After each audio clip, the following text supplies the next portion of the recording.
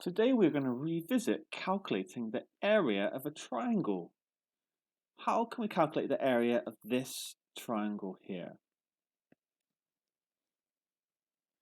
Well, to find the area of a triangle, if you have the base and you have the height, then you can do a half times the base times the height and you can work out the area.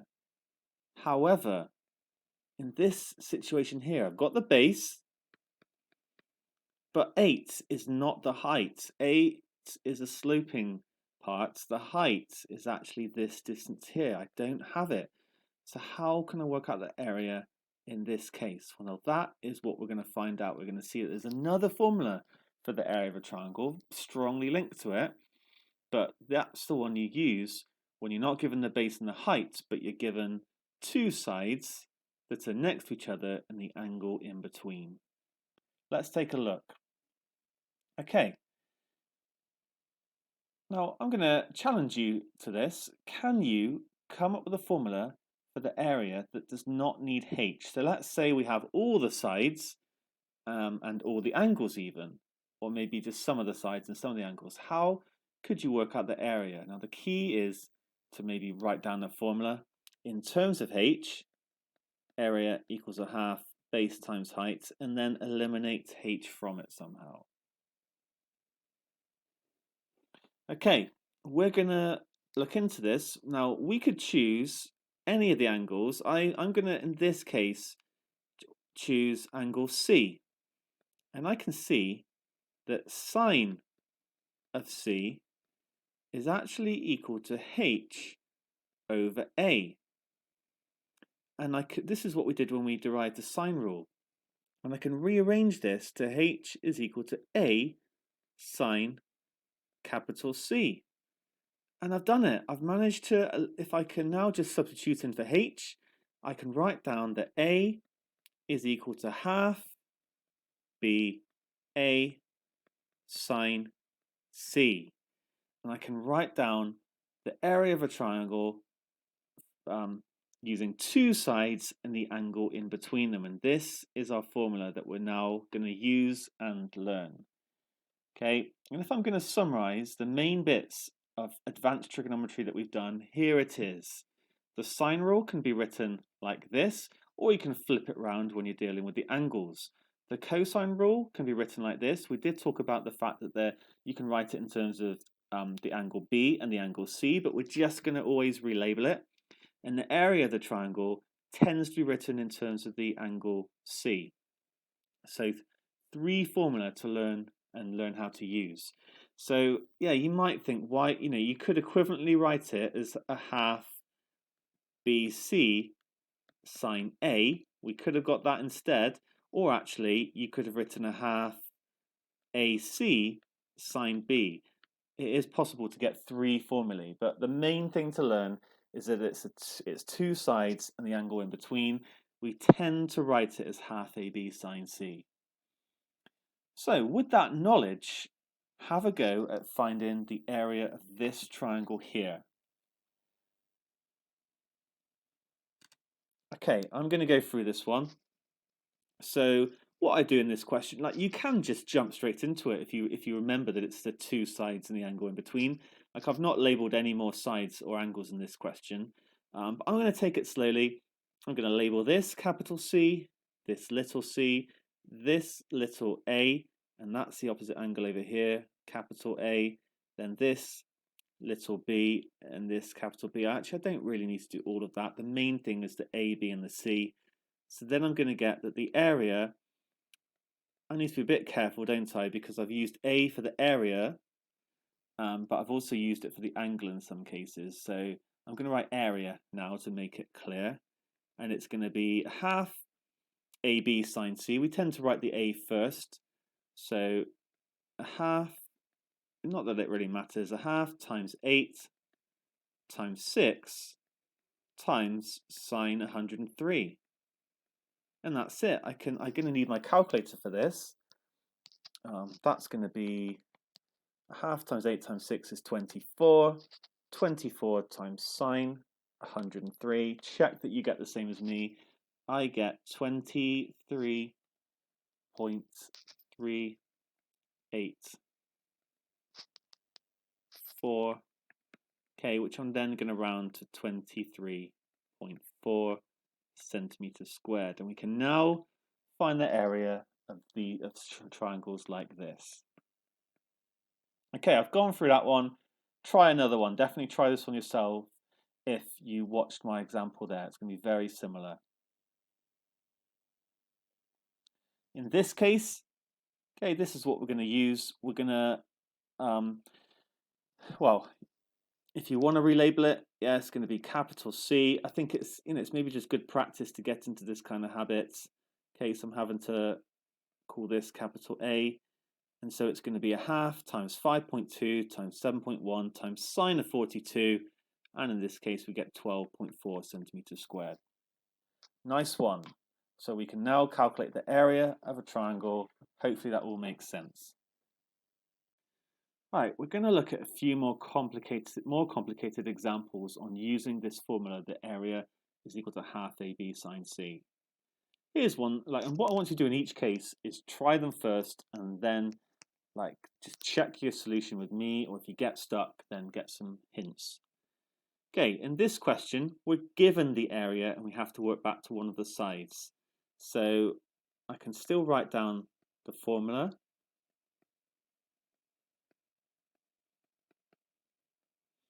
Okay, they've already labeled it nicely. So this is little c, this is little a, and this is little b, and this is the one I want to actually calculate. I can just substitute in 38.8 is equal to a half times 12 times b times sine 54. Okay, I can work out all that stuff there except the b part. So half times 12 is 6. 6 times sine 54 is 4.8541. Lots of b. And then I'm nearly there. I can do b is equal to 38.8 divided by that. Okay, and on my calculator, I can actually do 38.8 divided by answer, and it will sort out all out for me, and I get 7.9932. Okay, which I could round accordingly. Let's round it to three significant figures, 7.99 centimeters. There we go. Another way we could have done it is we could have made b the subject of this formula. So I could have times through by 2.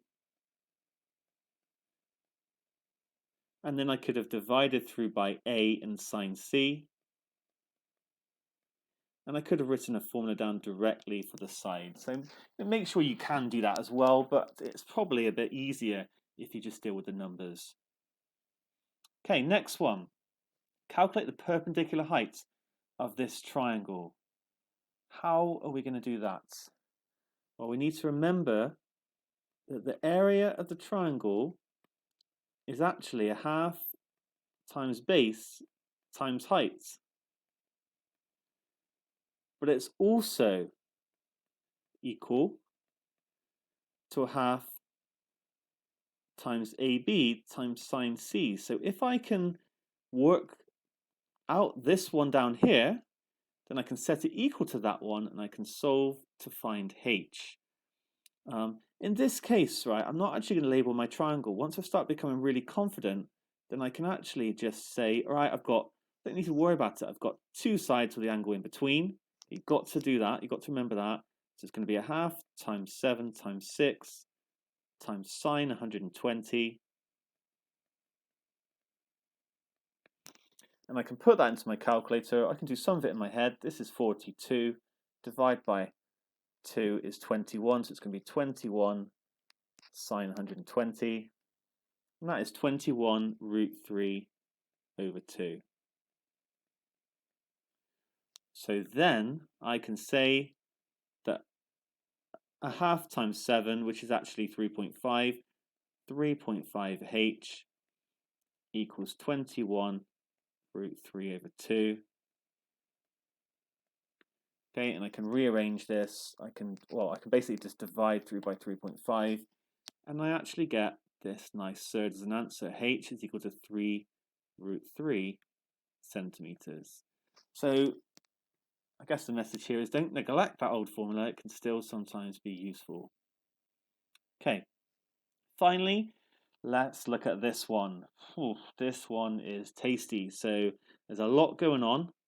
Calculate the area of this shaded segment. And you might see this question, in the future, and you wouldn't have just done the lesson on half AB sine C. You'd have to recognize that that's going to help you get there. So to do this question, we actually have to find the sector area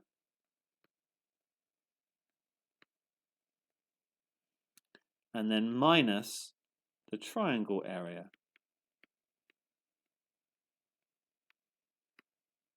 Okay, can you remember how to find area of sectors?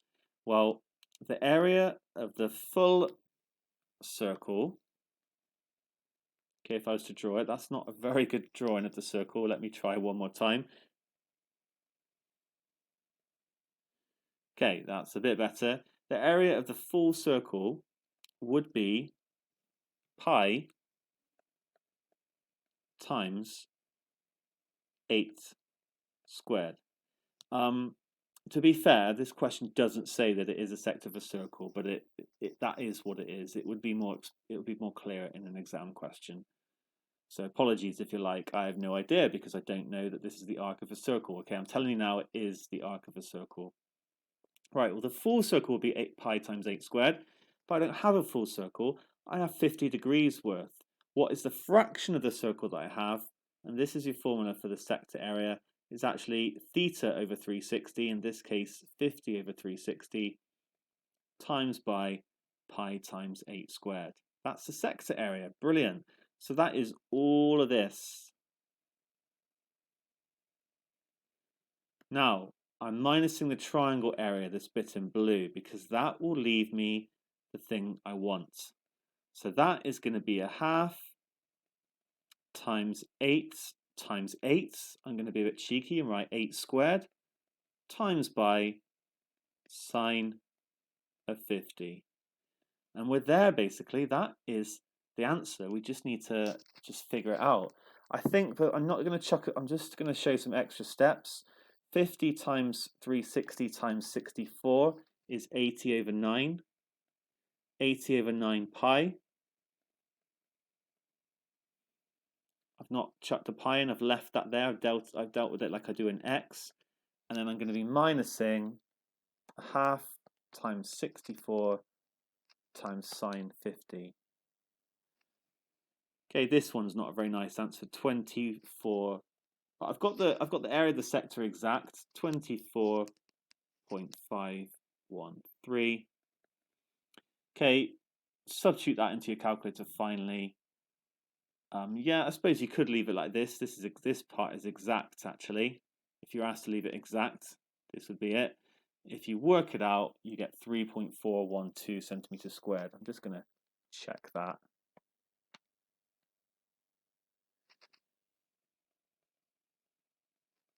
.4118. Remember, no rounding until the very end. Okay, you probably wouldn't round it to that degree of accuracy, in fact. So 3.41 or even 3.4 centimeters squared. Whew. Okay, quite a lot going on there. You have to remember sector area. You have to recognize to use the area of a triangle. You have to recognize to subtract them. But a pretty neat way of finding areas of these things here. Now this is actually known as a segment. So we can now work out areas of segments of circles, which I think is pretty awesome. Have a go at exercise 89, 1, 2, and 5. These are generally applying the formula A equals a half AB sine C. And here are the answers. And then what happens to number 5? Aha, 121. Exercise 89 star. Most of these you've been given the area and having to kind of work backwards, rearranging the equations.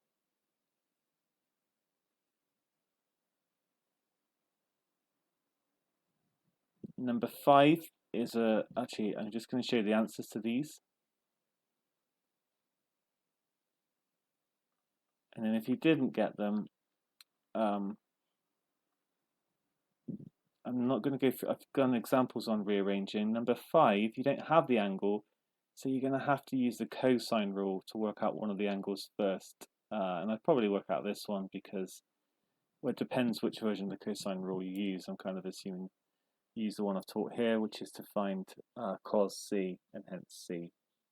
But you can find any of them, and then you can use half AB sine C.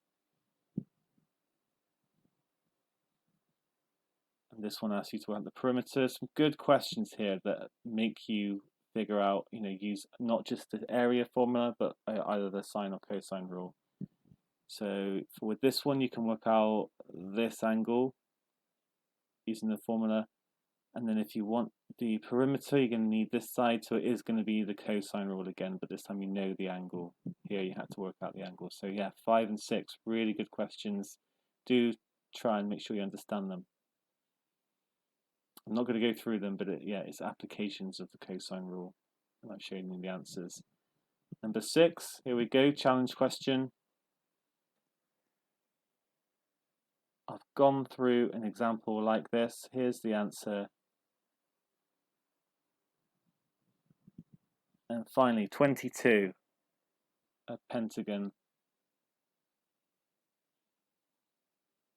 There's the answer to that one. Just quickly, this one's a good challenging question. If you're sort of like, how on earth do I do that using what we've done today? Well, you can always sort of split pentagons into triangles, and if I draw it like that, immediately I can use things similar to question 1 to work out this area and this area. That leaves me with this middle triangle, which is a bit trickier. One way of doing it would be to split it into 2 and then try and work out the height, which we can do because we can actually work out this length using the cosine rule. And if you know this length and you can say that this is 6.5, you can use Pythagoras' theorem to get the red length, and then it's just half base times height. So that's one way of doing that one. I'm sure there are other ways you could work out the angles and so forth. Good questions. Those later ones, tough, but keep practicing, keep improving, you can get there.